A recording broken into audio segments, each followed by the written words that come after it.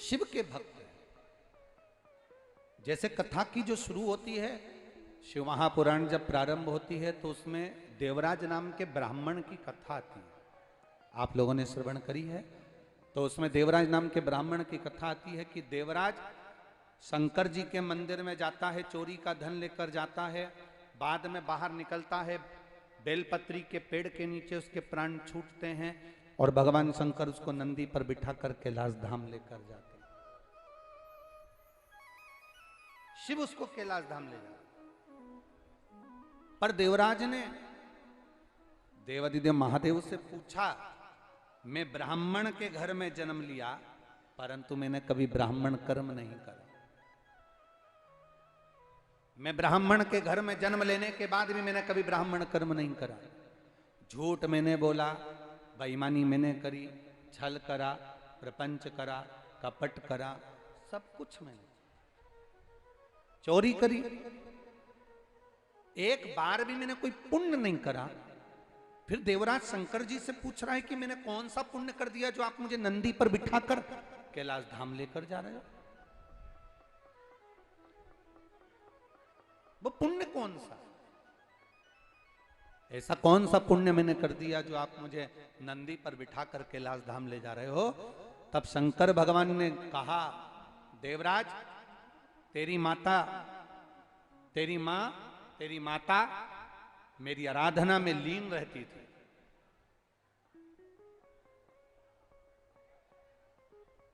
एकांत में जब कहीं जाती मार्ग से किसी वृक्ष के नीचे मेरा शिवलिंग उसको दिख जाता तो वृक्ष की पत्ती को तोड़कर, उसके पास फूल नहीं रहता, पुष्प नहीं रहता, वृक्ष की पत्ती को तोड़कर वो मेरे शिवलिंग को समर्पित कर दी थी।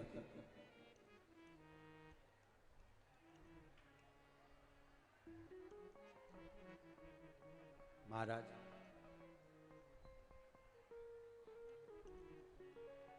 आपको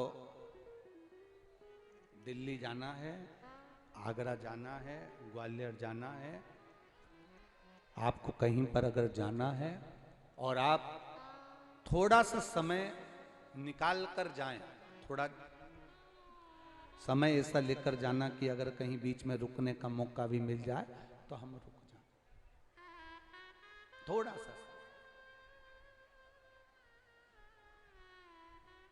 और जाते जाते फोर व्हीलर से जा रहे हो, गाड़ी से जा रहे हो और कोई ऐसा शिवलिंग किसी पेड़ के नीचे मिल गया जहां कोई भी नहीं है, सुनसान अकेला, मेरा महादेव वृक्ष के नीचे बैठा है, अकेला शिवलिंग, और वहां आपने दर्शन किए, मन में आ गया, गाड़ी में कोई कपड़ा पड़ा हो पोछा का, उस आसपास में केवल पोछा ही लगा दिया, साफ ही कर दिया।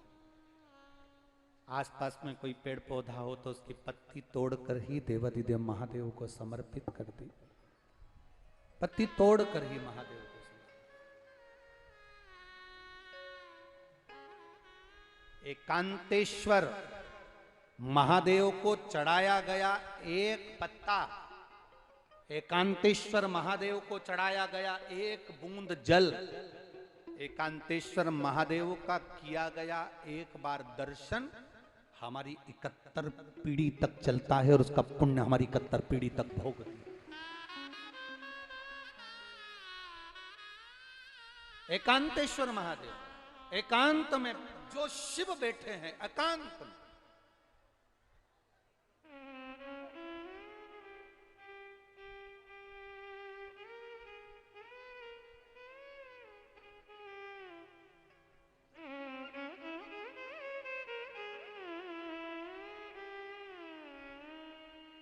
कभी आपके जीवन में ऐसा योग लगे, कभी आपके जीवन में ऐसा क्रम आए, कभी आपके जीवन में ऐसा क्रम लगे, ऐसा योग लगे तो आप उसका स्मरण करिएगा। जा रहे हो, हम ये अलग से नहीं कहेंगे आपको कि आप अलग से कहीं एकांतेश्वर महादेव को ढूंढो।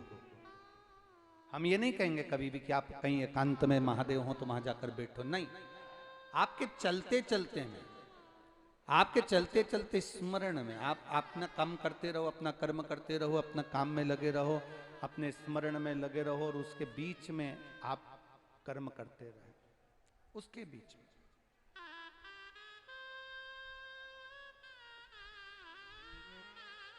एकांतेश्वर महादेव का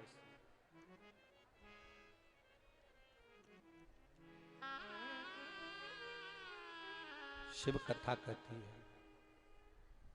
हम तो यहां तक कहेंगे, अगर मेरी बहनों से, मेरे भाइयों से निवेदन है, जिसका बच्चा मंदबुद्धि हो, माइंड ने काम कम कर रहा हो, बुद्धि से कमजोर हो, चित्तवृत्ति से कमजोर हो, या शरीर से कमजोर हो, जिसका बच्चा बुद्धि से कमजोर हो, कभी अगर मौका मिल जाए तो गाय का जो दूध होता है, उस दूध का दही बनाकर,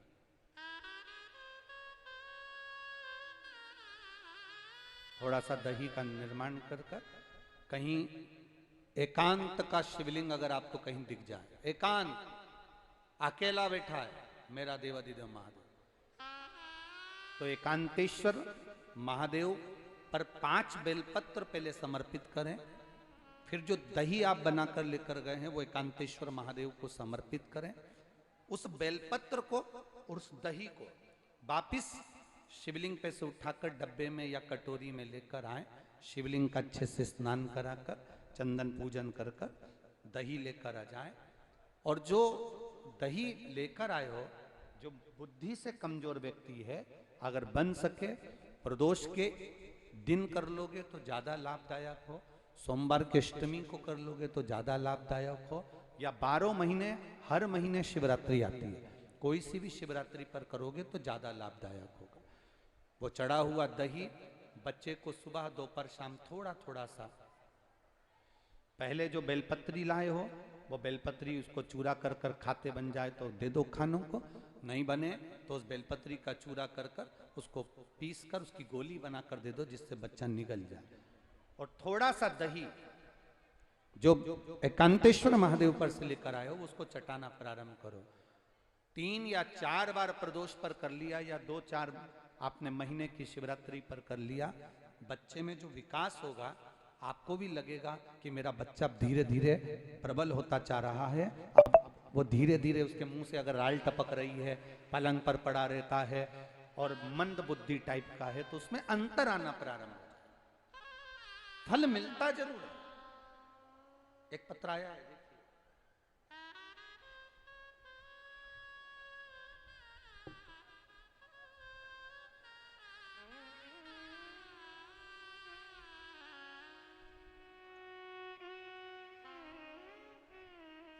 शंभु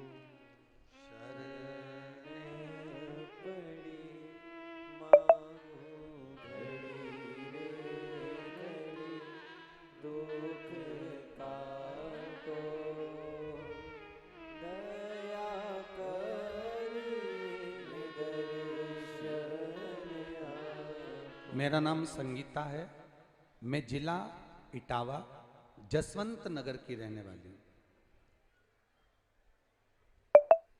अपने बच्चों का गरीबी में गुजर बसर करती हूँ गुरुदेव। कोई कमाने वाला नहीं है, बच्चे बहुत छोटे हैं। बच्चों के जो पिताजी हैं वो शांत हो चुके हैं। अब बच्चों के पिताजी भी नहीं हैं गुरुदेव, और छोटे छोटे बच्चे हैं, उनका मैं गुजर बसर कर रही हूँ। कहीं बैठी हो तो हाथ हिला सकती हैं। मेरा नाम संगीता है और मैं जिला इटावा जसवंत नगर की रहने वाली हूँ। कहीं बैठी हो तो अपना हाथ हिला सकती हैं। कहीं बैठी हो तो हाथ हिला सकती हैं। अपने बच्चों का गुजारा कर रही हूँ जैसे तैसे। उनके पिताजी भी नहीं हैं गुरुदेव। शिवजी पे चढ़ी हुई बेलपत्र और शंकर जी के चढ़े हुए जल का मैं क्या वर्णन करूं। पिताजी शांत हो गए, मेरे बच्चा दानी में गठान हो गई। बच्चा दानी में गठान हुई तो डॉक्टरों को जांच करवाया। गठान के अंदर से कुछ पानी निकालकर जब जांच पर भेजा तो मुझे कैंसर बता दिया। अब पिता भी नहीं और कैंसर मुझे बता दिया। इतना पैसा भी नहीं कि हम इलाज करवा सकें गुरुदेव।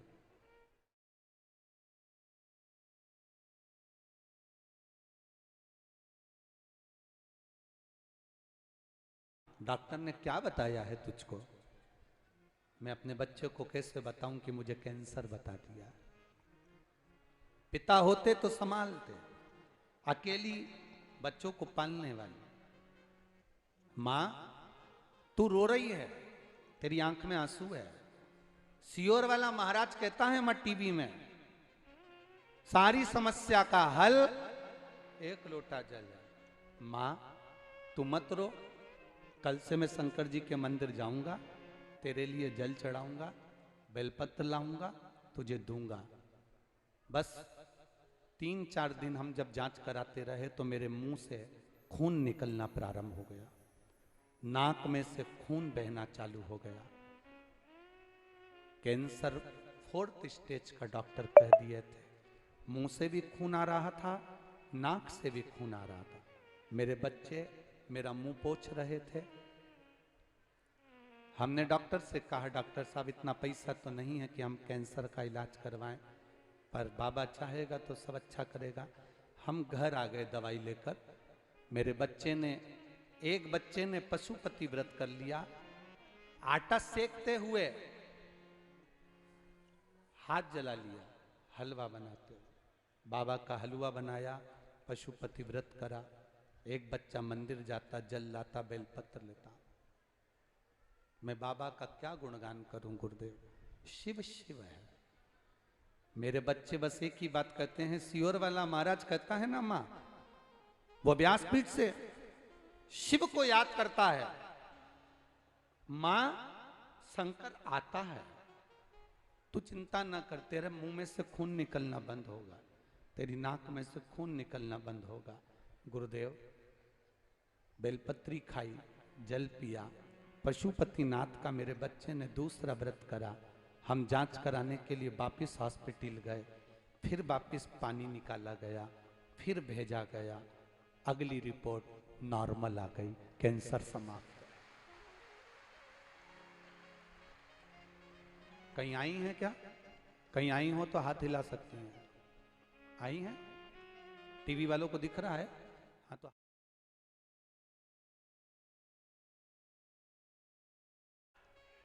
श्री शिवाय नमस्तुभ्यम। बैठो बहन, बैठिए। मेरा कैंसर समाप्त हो गया।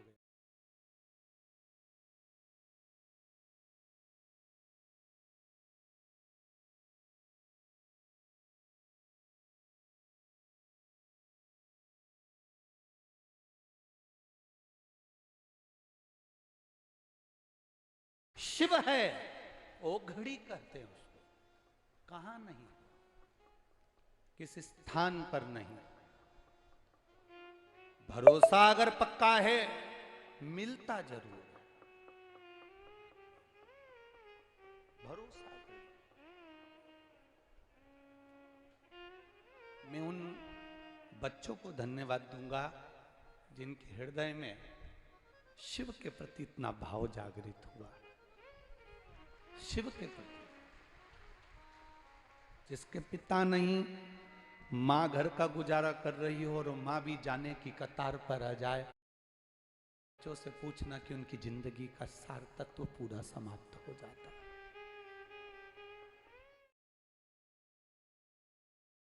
वो भी अंतिम क्षण पर 4th स्टेज का कैंसर हो, मुंह में से खून आ रहा हो, नाक में से खून आ रहा हो, कानों में से खून बह रहा हो। अंतिम घड़ी क्या है?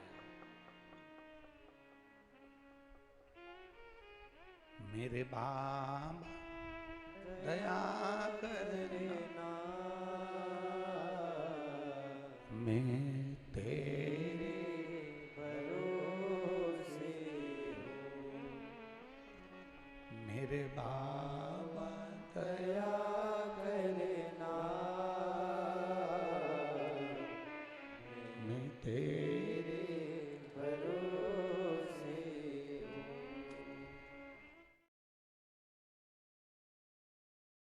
वो आता जरूर है। कब आएगा, कैसे आएगा, उसके ऊपर नहीं। इस शिव महापुराण में कहीं भभूति नहीं है, कहीं बेल नहीं है, कहीं नारियल नहीं है, केवल है तो वो शिव है, आत्मा है। पहुंच जाता। भरोसा पक्का रखना, भरोसा मत टूटने दे। अगर भरोसा नहीं टूटा तो वो आएगा। बच्चा लिख रहा है, मां सियोर वाला कह रहा है शंकर है, अगर है तो आता, उसके भरोसे क्यों ना चाहिए।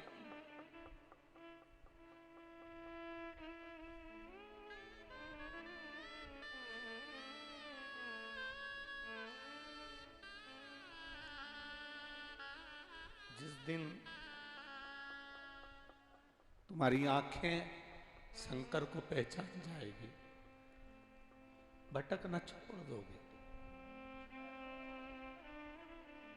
उस दिन तुम भटकना छोड़ दो, जिस दिन तुम्हारे नेत्र शिव को पहचान गए। जब तक शंकर को नहीं पहचानोगे ना, कुछ नहीं मिला, कुछ नहीं। शंकर जी को जड़ चढ़ाना कोई ढोंग कहेगा, कोई बेलपत्री खाने को ढोंग कहेगा, कोई हमको टोटका वाला महाराज कह देगा, कोई ढोंगी कह देगा, सब चलेगा। पर आपसे तो केवल इतना निवेदन है, शंकर को जल चढ़ाना अगर ढोंग है तो वो ढोंग हमको पसंद है। शंकर को बेलपत्र चढ़ाना अगर ढोंग है तो वो ढोंग हमें पसंद है। शिव को जल चढ़ाने से अगर आपका दुख मिट जाए तो वो टोटका भी पसंद है। ए मेरी जीजियों, आप आए जरूर हो, आपके पत्र का इंतजार करूंगा। जितने आए हो ना, जब कहीं कथा होगी, किसी का पत्र 3 महीने में पहुंचेगा तो किसी का 1.5 महीने में पहुंचेगा। ये पक्का कहता हूं, पत्र जरूर पहुंचेगा। ये विश्वास है हमारा शिव के प्रति, ये भरोसा है हमारा शंकर के प्रति। वो कब, कैसे, कहां करुणा करेगा वो उसको।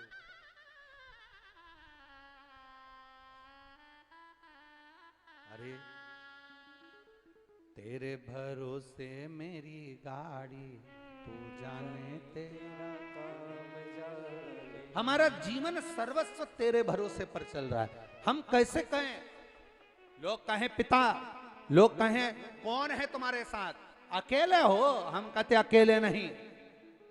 जिस समय तुम्हारे मुख से श्री शिवाय नमस्तुभ्यम निकले, उस दिन समझना कि ये जिंदगी का एक शंकर, जीवन का एक सुख हमारे साथ चल रहा है, आनंद हमारे साथ चल रहा है। शिव तुम्हारे साथ। लोग कहते हैं कहाँ का मंत्र लेकर आ गए श्री शिवाय नमस्तुभ्यम। हम कहते हैं जप कर तो देखो। जिस दिन जपना प्रारंभ करोगे, चलते फिरते मोबाइल पर भी अगर बोल रहे हो ना श्री शिवाय नमस्तुभ्यम, एक दूसरे से बात करते करते भी एक बार मुख से श्री शिवाय नमस्तुभ्यम निकल गया तो कितना सुख देता है वो देखिए। विद्येश्वर संहिता शिव महापुराण में लिखा है, गीता प्रेस गोरखपुर की शिव पुराण बाजार से लेकर आओ और उसकी विद्येश्वर संहिता में पढ़ो। उसमें लिखा है श्री शिवाय नमस्तुभ्यम कहने वाले मुख का अगर कोई दर्शन भी कर लेता है तो उसको अश्वमेध यज्ञ का पुण्य फल प्राप्त हो जाता। केवल मुख का दर्शन, केवल चेहरे का दर्शन ही हो जाए, बहुत बहुत मिला। ललिता जी से कहा कि अब मुझे आप सखी भाव की दीक्षा दो। शंकर भगवान स्वयं सखी भाव की दीक्षा लिए और सखी भाव की दीक्षा लेकर भोलेनाथ भगवान देवाधिदेव महादेव जब सखी भाव की दीक्षा ग्रहण कर लेते हैं तब तुरंत ललिता जी शिव जी का श्रृंगार करवाती हैं। स्वयं ललिता एकांत में शंकर भगवान मौन आनंद के साथ बैठ गए एकांत में।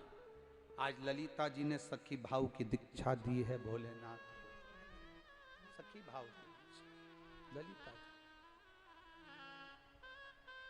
और जब सखी भाव की दीक्षा ललिता जी दी हैं, सखी भाव की दीक्षा जब ललिता जी ने दे दी, तब शिव एकांत में अकेले जाकर बैठ गए। 33 कोटि देवता ब्रह्मांड में विचार करने लगे कि महादेव कहां है, कैलाश पर नहीं मिलते। शिव कैलाश पर नहीं है, काशी में भी नहीं, केदार में भी नहीं, उज्जैनी भी नहीं, गए कहां? ढूंढ रहे हैं। क्या देखा?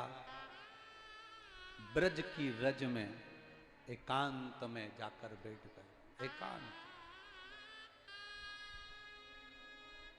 ब्रज की रज में एकांत। और एकांत में जब बैठे,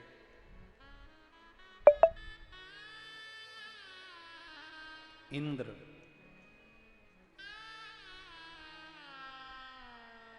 जो कंस के अत्याचार को देखकर हाहाकार कर रहा था, वरुण, गरुण जो कंस के प्रकोप को देखकर, कंस के प्रभाव को देखकर हाहाकार मचा हुआ था, वो सब भगवान शिव को ढूंढ रहे हैं, भगवान शंकर को ढूंढ रहे हैं। अब शंकर तो एकांत में बैठे, एकांतेश्वर महादेव बनकर ब्रज की रज में मौन, स्थिर, चुप शिव की आराधना में लगे हुए थे।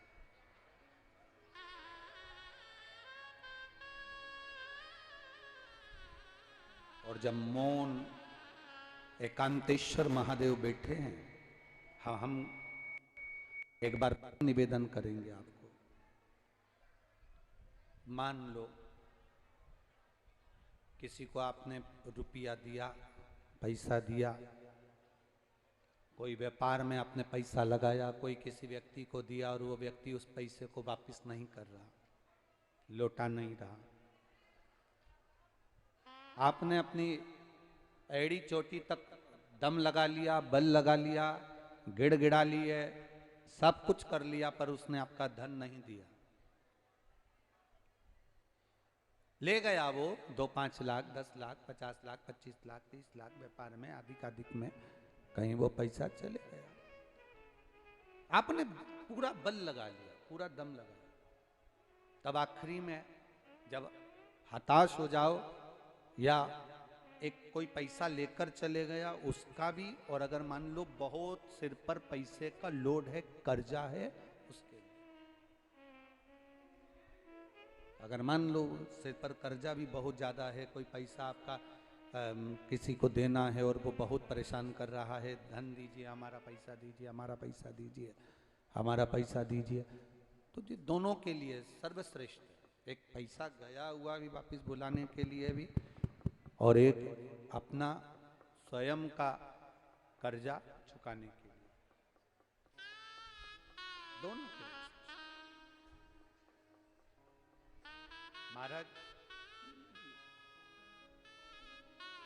पंच बेलपत्र, पंच श्वेत पुष्प, मतलब 5 बेलपत्र और 5 सफेद पुष्प, श्वेत पुष्प,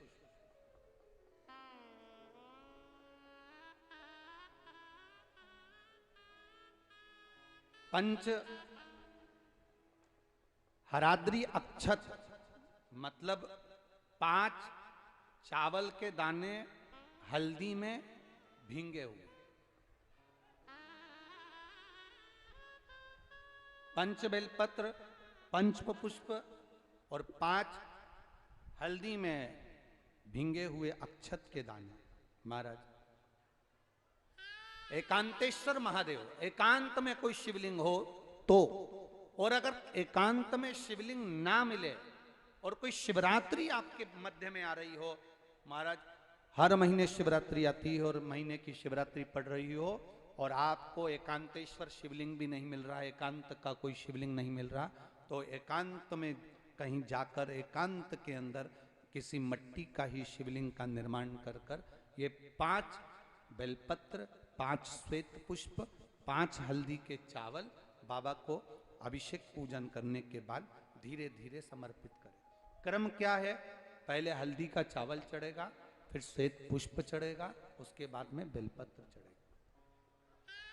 पांचों एक साथ नहीं चढ़ेगा। हल्दी का चावल भी चढ़ेगा तो एक एक कर चढ़ेगा, और श्वेत पुष्प भी चढ़ेगा तो एक एक कर चढ़ेगा, और बेलपत्र भी चढ़ेगी तो एक एक कर चढ़ेगा। और जिससे हमें धन लेना है, जो लेकर चला गया, नहीं ला कर दे रहा, जो नहीं ला कर दे रहा, जिससे हमें धन लेना है, पैसा लेना है, वो नहीं दे रहा, उसका स्मरण कर कर कितना है, क्या है, वो आप भावा से प्रार्थना करते। जब हल्दी का चावल चढ़ाएं तब, आप श्वेत पुष्प समर्पित करें तब, और बेलपत्र समर्पित करें तब। या हमारे माथे पर कर्जा है, वो चूके एक पुष्प एक बेलपत्र अपने झोली में बांध कर लाएं। बाकी का अगर आप एकांतेश्वर महादेव पर कर रहे हैं तो वैसा की वैसे ही रहने दें, और अगर शिवलिंग बनाकर पूजन कर रहे हैं पार्थिव, तो उस शिवलिंग का थोड़ी देर बाद विसर्जन भी कर दें। अगर पार्थिव शिवलिंग बनाकर कर रहे हैं एकांत में, एकांतेश्वर महादेव का शिवलिंग का निर्माण कर रहे हैं, तो फिर उसका विसर्जन करें। और अगर कहीं एकांत में शिवलिंग पहले से है तो आपको विसर्जन करने की जरूरत नहीं, आप चढ़ाकर बड़े प्रेम से प्रार्थना कर वापस। एकांतेश्वर शिवलिंग एक ऐसा होता है जो हमको बहुत सुख का अनुभव कराता है, बहुत सुख।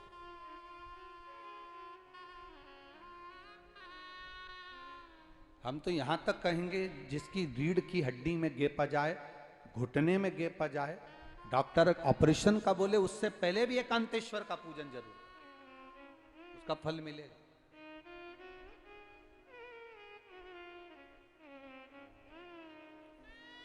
एकांतेश्वर महादेव सुख प्रदान करते हैं, आनंद देते हैं। बोले एकांतेश्वर महादेव की, वो सुख का अनुभव करा देते। रावण क्या करता था? रावण की लंका में जहां रावण भगवान शंकर की आराधना करता था, वहां रावण के पास एक शिवलिंग था जिसकी वो आराधना करता था, पूजन करता था, अर्चना करता था। और लंकाधिपति रावण जब कहीं थोड़ा भी उसके मन में भाव उत्पन्न होता था कि मुझे ये चाहिए, मुझे ये सुख मिलना चाहिए, मुझे ये आनंद मिलना चाहिए, मुझे ये रसतत्व प्राप्त होना चाहिए, तब रावण समुद्र के तट पर चला जाता था, अकेला एकांत में कहीं चला जाता था। एकांत में, कोई गुफा में, कोई समुद्र तट पर, कहीं एकांत में पहुंचकर भगवान शंकर के बालू के शिवलिंग का निर्माण कर पूजन करा करता।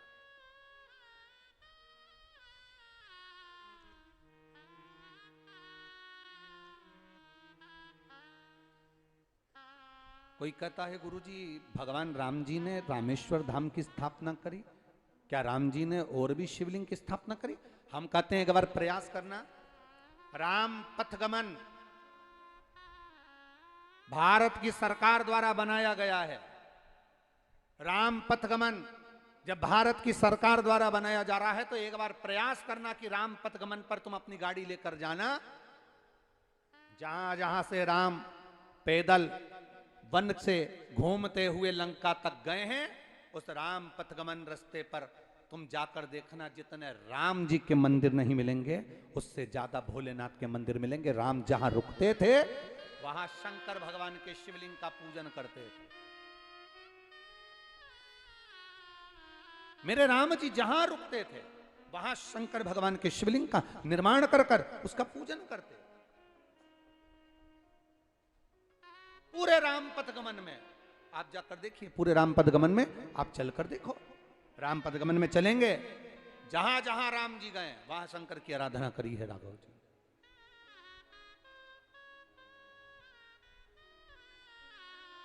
जब आप लोग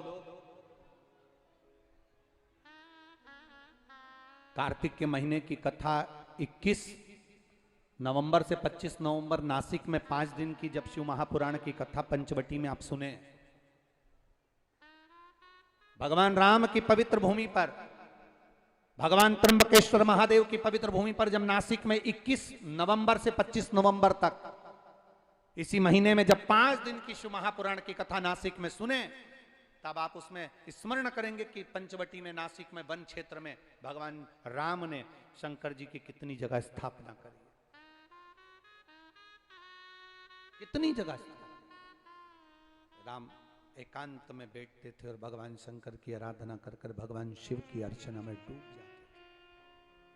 मेरे भगवान कृष्ण जब जब मेरे भगवान कृष्ण के हृदय में लगता था कि क्या करूं, तब भगवान कृष्ण शिव की आराधना में डूब जाते थे। शिव एकांत में बैठ गए, देवता सब आए, प्रार्थना करिए, बाबा कुछ करिए। भगवान कहते हैं क्या चाहते हो? बस इस कंस का वध होना चाहिए। भगवान ने कहा चिंता न करिए, एक बार मैं कृष्ण का और कृष्ण मेरे हो जाएं। संग भगवान कृष्ण के पास में बल तो बहुत है, पर छल बल दोनों ही प्रदान करना है। मैं स्वयं रास मंडली में जाऊंगा। सुंदर भाव से भगवान शंकर कैलाश में चले गए, पार्वती जी से विनय करी, निवेदन कर। पार्वती से आज भोलेनाथ कह रहे, पार्वती से बोले अरे मैं भी चलूंगा तेरे साथ में, गोपेश्वर गोपी शिव महापुराण की कथा जो सुन रहे हो उसका आनंद देखिए। पार्वती से बोले मैं भी चलूंगा तेरे साथ में, तेरे साथ में। जैसे ललिता जी ने शंकर भगवान को सखी का भाव दिया, थोड़ी देर के लिए आप भी सखी बन जाओ और ये विचार कर कर इस ब्रज की रज में आज आप बाबा से यही भाव व्यक्त करें कि हम भी सखी बनकर बाबा कृष्ण आपको रिझाने के लिए आए। पार्वती से बोले मैं भी चलूंगा तेरे साथ में, तेरे साथ में। राधा संग श्याम नाचे मैं भी नाचूंगा तेरे साथ में, तेरे साथ में। दासी रचा है ब्रज में भारी, हमें दिखाओ प्यार। आ गए ब्रज में आ गए, एक दिन वो भोले भंडारी बनकर सुंदर नारी ब्रज में आ गए, ब्रज में आ गए। ओ एक दिन वो भोले भंडारी बनकर सुंदर नारी ब्रज में आ गए, ब्रज में आ गए। पार्वती भी मना के हारी, ना माने त्रिपुरारी ब्रज में आ गए, ब्रज में आ गए। पार्वती से बोले शिव माँ जगत जननी जगदम्बा से पार्वती जी से पार्वती से बोले मैं भी चलूंगा तेरे साथ में, तेरे साथ में। पार्वती से बोले मैं भी चलूंगा तेरे साथ में, तेरे साथ में।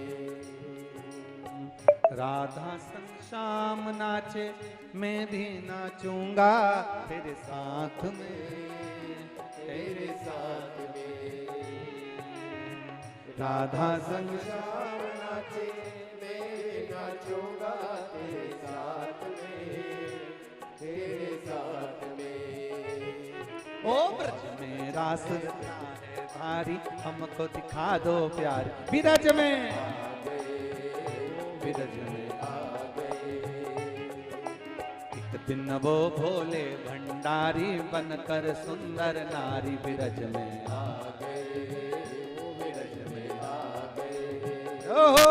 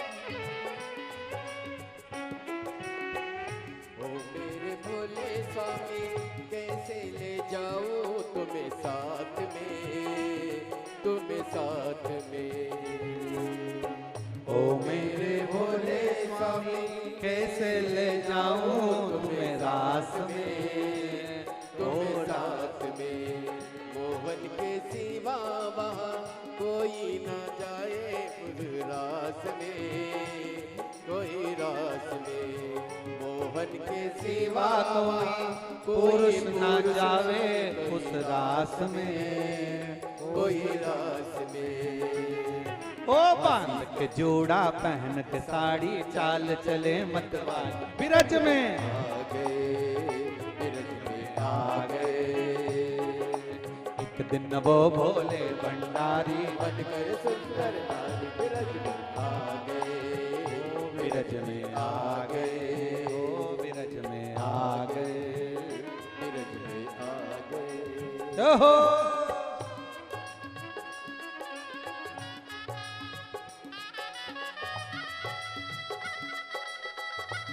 भगवान भोलेनाथ सुंदर श्रृंगार करके जूड़ा बांध, पल्लू डाल, लहंगा पहन, चोली पहन, चुड़ला, हरवा, पायलिया, बिंदी, सिंदूरा, मंगलसूत्र, गले में सुंदर हार, कानों में बुंदा, लाली, सुरमा, खूब सुंदर श्रृंगार करके बाबा पहुंच गए। ओ बांध के जूड़ा पहन के साड़ी चाल चले मतवान बिरज में आ गए, बिरज में आ गए, बिरज में आ गए, बिरज में आ गए, बिरज में आ गए, बिरज में बिरज में आ आ गए, गए, ओ बिरज में आ गए। हार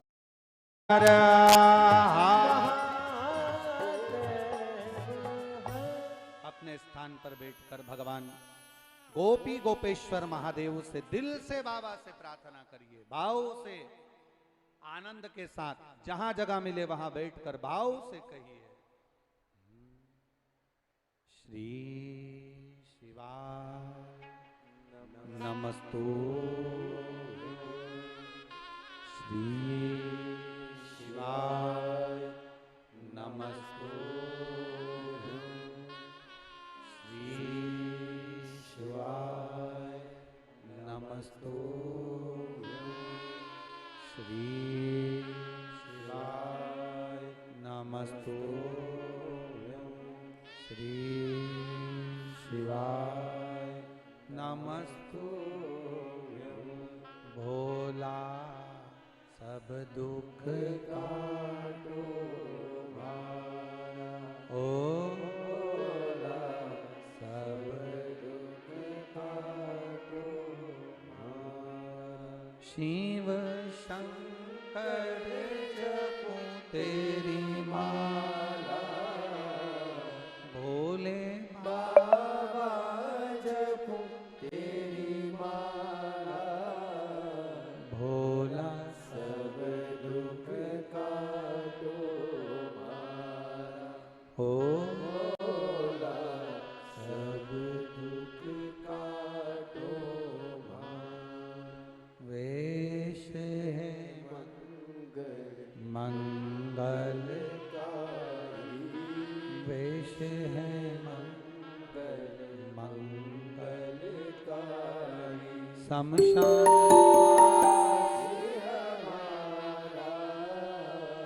शमशान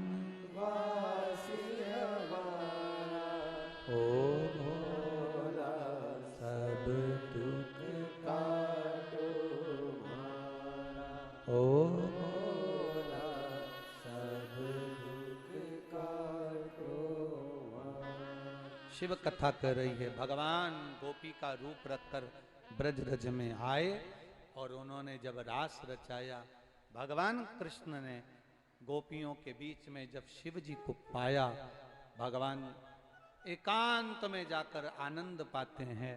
भगवान कृष्ण कहते हैं, गोपियों इतने दिनों से तुम मेरे साथ में रास रचा रही हो, आज तक मैंने तुम्हारा मुंह नहीं देखा, आज मेरा मन कर रहा है कि तुम्हारा मुंडा देखूं, तुम्हारा मुख देखूं। शंकर जी को लगा आज ही देखना जरूरी था।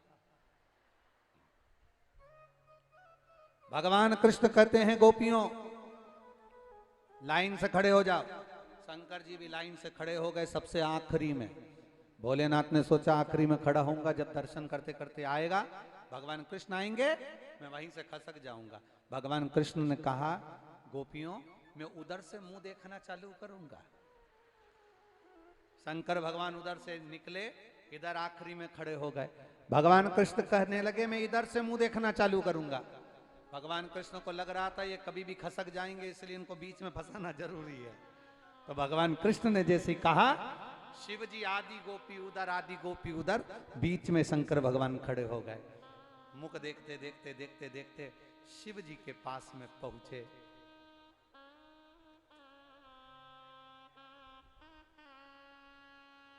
घूंघट बड़ा सा था।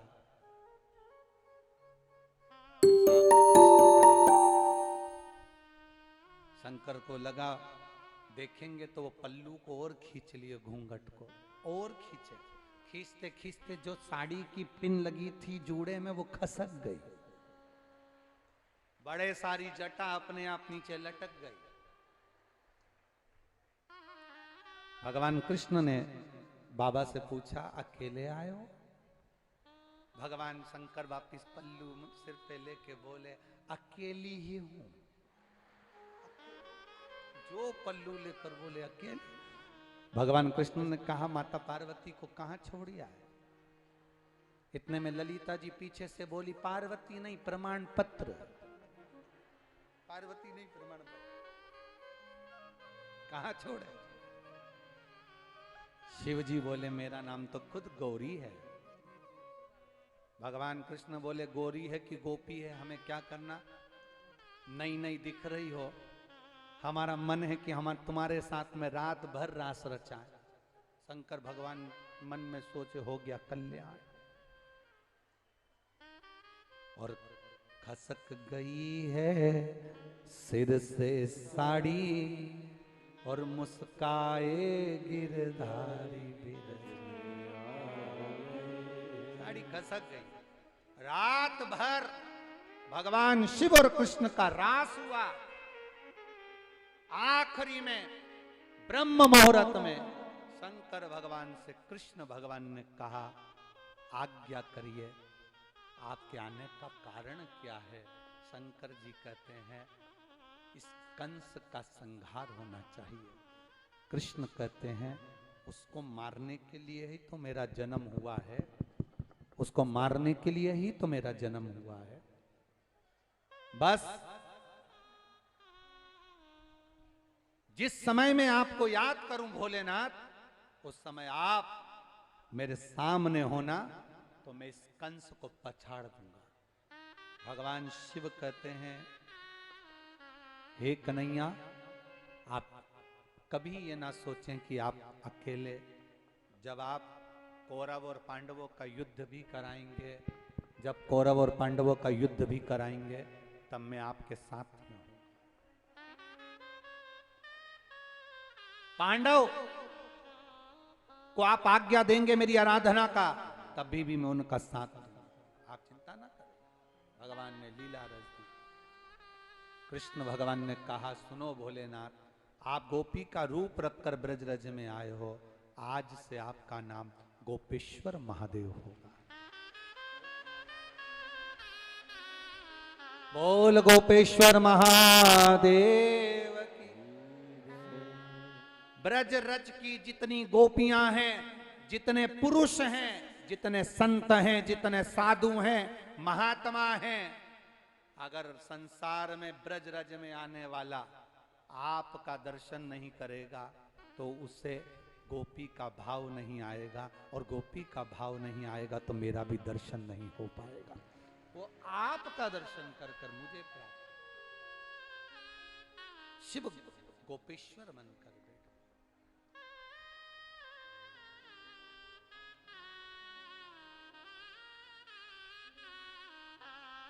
कथा कर रही है 12 ज्योतिर्लिंग का स्मरण तुमरुका जी ने चंचुला देवी को कराया है।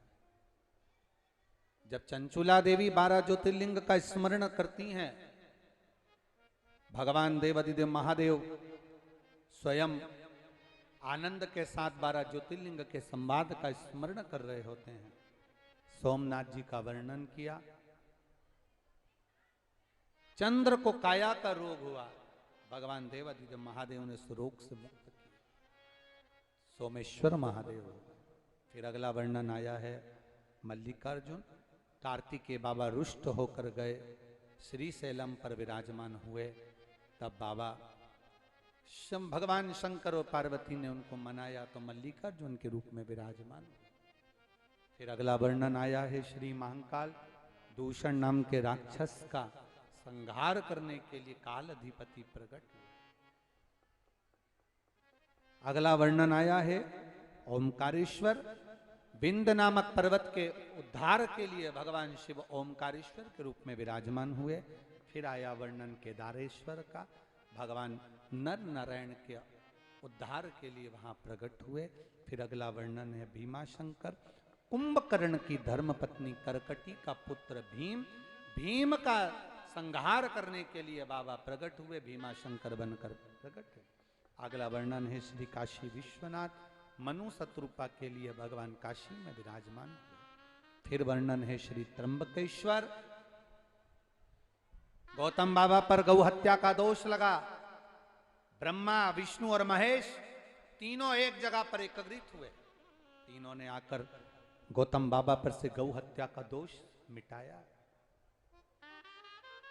कार्तिक के महीने में जो 21 तारीख से 25 तारीख तक नासिक में कथा है, त्र्यंबकेश्वर बाबा के पावन चरणों में आप और हम दामोदर मास में, कार्तिक मास में सिर पर अगर कोई पाप कर्म भी होगा तो बाबा की 5 दिवसीय कथा से हमारे मस्तक का पाप भी धुल जावे, ये भाव से श्रवण। गौतम बाबा सुंदर आनंद के साथ सुख पाए, त्र्यंबकेश्वर भगवान का दर्शन करा। अगला वर्णन आता है श्री वैद्यनाथ जी का, रावण भगवान शंकर को लेकर चले, बाबा का मन नहीं था, नहीं गए, वैद्यनाथ जी के रूप में विराजमान। अगला वर्णन है नागेश्वर, दारुक नाम के राक्षस का संहार भगवान करे, नागेश्वर के रूप में विराजमान हुए। फिर वर्णन आता है रामेश्वरम, भगवान राम ने सेतु पार करने से पहले शिव जी की स्थापना करी। फिर वर्णन आया है कृष्णेश्वर, सुधर्म नाम के ब्राह्मण की पत्नी घूष्मा के पुत्र सुदेहा ने मार दिया था, जिसको भगवान शंकर ने जीवित करा, कृष्णेश्वर महादेव के रूप में विराजमान। शंकर शिव ओघड़ी है, दयालु है, दातार है, अपने पास जो रखता है वो जनमानस के कल्याण के लिए रखता है। जैसे सीहोर का रुद्राक्ष कभी बेचा नहीं जाता, सीहोर का रुद्राक्ष कहीं बेचने के लिए दिया नहीं जाता, सीहोर का रुद्राक्ष कहीं बेचने के लिए, व्यापार के लिए नहीं दिया जाता। जो बाबा के धाम आता है झोली पसार कर मांगता है, कंकर शंकर की पूजन करता है और रुद्राक्ष लेकर जाता है, बाबा उसको कुबेर भंडारी इतना दे देता है कि वो 3 महीने में वापिस आ जाता है, 3 महीने में वापिस आ जाता है। ये साधारण नहीं है, सीहोर का कुबेरेश्वर धाम का कंकर, शंकर और रुद्राक्ष ये जीवन का एक सुख है। भगवान तुमरुका जी ने चंचुला देवी को कथा सुनाई, बाबा देवाधिदेव महादेव ने मस्तक की बेलपत्र शिव पोथी को समर्पित करी। भाव के साथ में देवाधिदेव महादेव माता पार्वती जी से भाव से कहते हैं ये कथा कलिकाल में जनमानस के कल्याण का विषय है। गोपेश्वर गोपी शिव महापुराण की कथा जो श्री सुभाष चंद्र अग्रवाल जी बांसैया, श्रीमती रेणु अग्रवाल जी, श्री सौरभ अग्रवाल जी बांसैया, श्रीमती सोनल अग्रवाल जी, समस्त शिव भक्त परिवार कोसी कला जिला मथुरा की ओर से चल रही थी। 7 दिवसीय कथा आज विराम लेने के लिए जा रही है। बाबा की कृपा आप सब पर बनी रहे। यहाँ से जब आप लोग आरती के बाद में उठकर जाएंगे तब बाबा से प्रार्थना कर कर जाना, बाबा हमारी झोली ऐसी भरना कि बाबा हम भी जिंदगी में एक बार शिव महापुराण की कथा करा सकें, ऐसी कृपा करना। जितने लोग आस्था चैनल के माध्यम से, फेसबुक यूट्यूब के माध्यम से पवित्र पावन शिव महापुराण की कथा को श्रवण कर रहे हैं, उन सभी को दीपावली की और आप सभी को धनतेरस, रूप चौदस, दीपावली और गोवर्धन पूजन की बहुत बहुत बधाई। हमारे बीच में रमन रीति वाले महाराज जी के कृपा पात्र शिष्य कार्षिण श्री नरेंद्र जी महाराज जी प्रभारी काशी विद्वत परिषद परिश्रमी भारत संघ की ओर से यहाँ पधारे हैं। आपका स्वागत है, आप व्यासपीठ का पूजन करें। और बाबा से आनंद के साथ मैं आमंत्रित कर रहा हूं श्री सुभाष चंद्र जी अग्रवाल जी को, जो आभार व्यक्त करेंगे। और जब तक आभार व्यक्त नहीं हो जाए कोई उठेगा नहीं, बैठे रहेंगे। बाबा की आरती करके ही सभी लोग फिर अपने अपने गंतव्य की ओर जाएंगे। 15 नवंबर से 19 नवंबर तक धूलिया महाराष्ट्र में 1 बजे से 4 बजे तक कथा।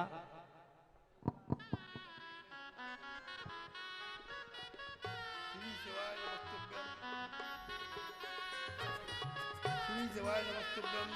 भागवत भूषण परम पूज्य प्रातः स्मरणीय श्री गुरुदेव जी के चरणों में कथा आयोजक परिवार सुभाष चंद्र अग्रवाल, सौरभ अग्रवाल व समस्त बांसैया परिवार एवं तिब्बत परिवार कोसी कला की ओर से कोटि कोटि नमन। गुरुदेव आपने आवाज व्यक्त करने के लिए बोला,